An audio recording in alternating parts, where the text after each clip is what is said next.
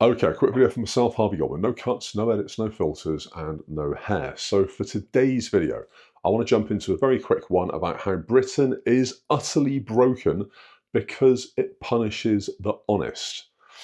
So you play by the rules, you pay all your taxes, and you do it on time. You cross the T's, you dot the I's, and you tick all the right boxes. You do the right thing. What do you get in return? You get shafted. Stick around. I'm going to explain how our system, our current system, rewards the wrong people.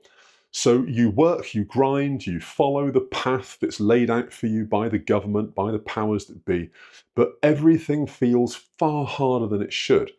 And here's why. So there are tax avoidance loopholes that are wide open for the rich, wide open, while PAYE workers, like you, like me, we foot the bill. Benefit fraud and I guess corporate fraud, which one costs more? The spoiler, it's not the working class. It's not benefit fraud. It's corporate fraud. And of course, notoriously, they get away with it every time. Slap on the wrist, don't do it again. Pay a £5,000 fine, even though you're a sort of, multi-million, multinational company. Jobs are good. Doesn't seem fair. Housing market benefits landlords and it also punishes renters in the same breath. And that's actually ridiculous. I'm of the opinion that if you can rent a property and pay all the bills, then you should be able to get a mortgage.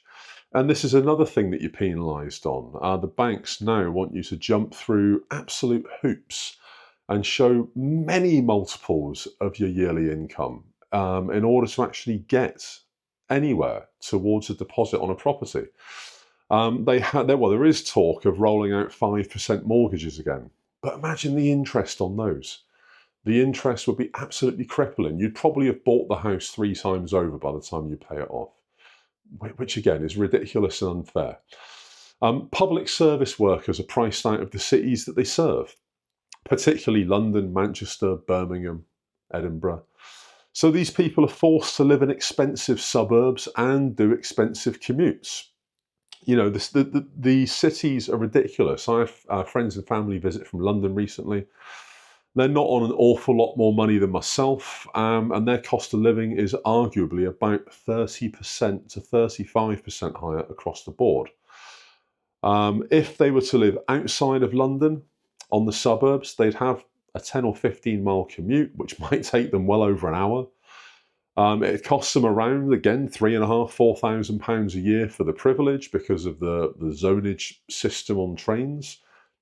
None of them own a car. That would just be absolutely crazy. And these costs aren't factored into their wages. They're not remunerated for where they have to live to do the jobs they do. So I don't know if companies inside inner cities expect their employees to live in tents in Hyde Park and then, walk to work 4 miles every day. It seems that they do. It is mental when you think about it, especially the NHS, especially people that are in the police, the fire service, our emergency services. They shouldn't be priced out of the cities that they have to serve. They're public servants. They're serving us. So I think that they should be given a bit of a break. One man's opinion. Students rack up, easily £60,000 in debt for degrees that are worth a lot less in the modern market. And that's a sad fact. When it comes to interviewing now, employers literally want the moon on a stick. They want interns on, sort of intern level incomes to have degrees and 5 years experience. And that's ridiculous. Who's got that? Who, after finishing university with a degree, has likely got also 5 years experience in the thing they've just spent 3 years getting their degree in? Doesn't compute, does it? I think employers are perhaps being a bit stupid on that one. And they're missing out on people that are potentially by far and away the best person for that job because of stupid policy. There is trust in institutions. I mean, it's all disappearing, whether it's the water companies, whether it's age-old ones like the BBC, like British Gas, even the regulators like Ofgem. We don't trust any of these institutions anymore, and it's for a good reason, because they screw us every chance they get. They don't work for us anymore. They work for their shareholders. They work for their CEOs. They work for their dividends and their pensions. And if you don't ask, you don't scheme, or you don't cheat occasionally, you just fall behind. And that's another sad reality. You know, we're told from a very young age, do the right thing, do this, do that. This is the honest, the legal way to do it. And it does just seem that all around there are people that are not following the legal, the lawful path, the right path, as it were, and they're benefiting at every turn. And yet those that do things by the book seem to be getting hit in the face by the book. If I couldn't laugh, I'd cry, and that's the honest truth. So what are your thoughts on this? Have you noticed Britain punishing the honest? Do you class yourself in that? Are you a business owner that does everything by the book, that plays by the rules, and you're just constantly getting downtrodden and battered by ridiculous policy and huge taxes?